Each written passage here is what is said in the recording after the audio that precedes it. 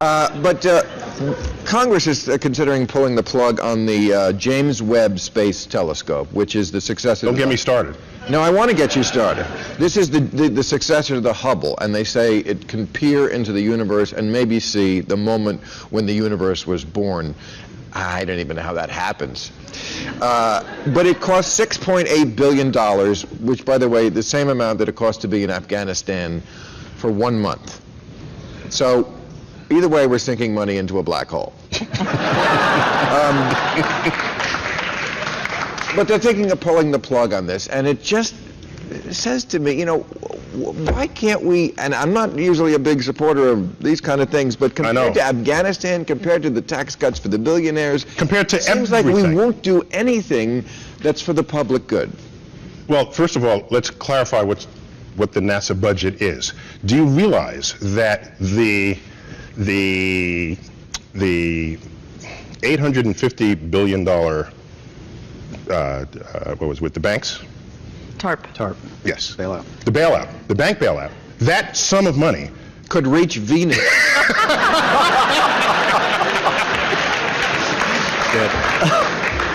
That sum of money is greater than the entire 50-year running budget of NASA. Wow.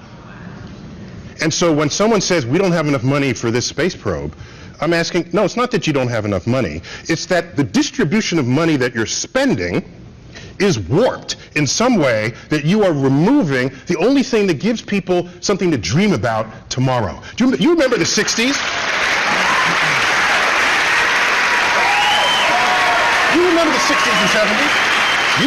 You didn't have to go more than a week before there's an article in Life magazine, the home of tomorrow, the city of tomorrow, transportation of tomorrow. All that ended in the 1970s. After we stopped going to the moon, it all ended. We stopped dreaming. And so I worry that decisions that Congress makes doesn't factor in the consequences of those decisions on tomorrow. Tomorrow's gone. You know what? They're playing for tomorrow, metaphoric tomorrow, not the literal tomorrow. They're playing for the quarterly report. They're playing for the next election cycle, and that is mortgaging the actual future of this nation. The rest of the country, the rest of the world is going to be passing by.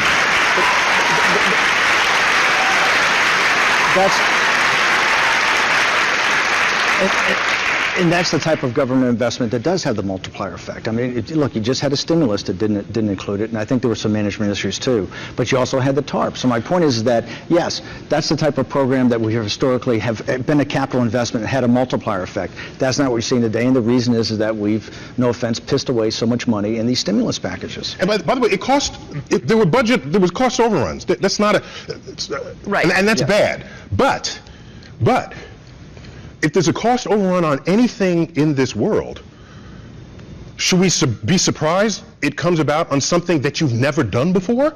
This is a telescope without precedent in its size, in its scale, in how deep into the universe it's going to reach to tell us about the origins of the cosmos and the engineering innovations that need to be brought to bear to make that happen. Speak it, Rev. I'm just saying. I wish Dr. Cornell West was here to...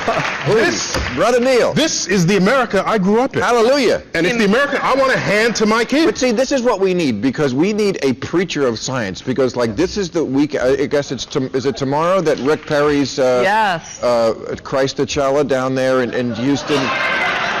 No, I don't know if you... Christapalooza. Right. Christapalooza. No, you're going to step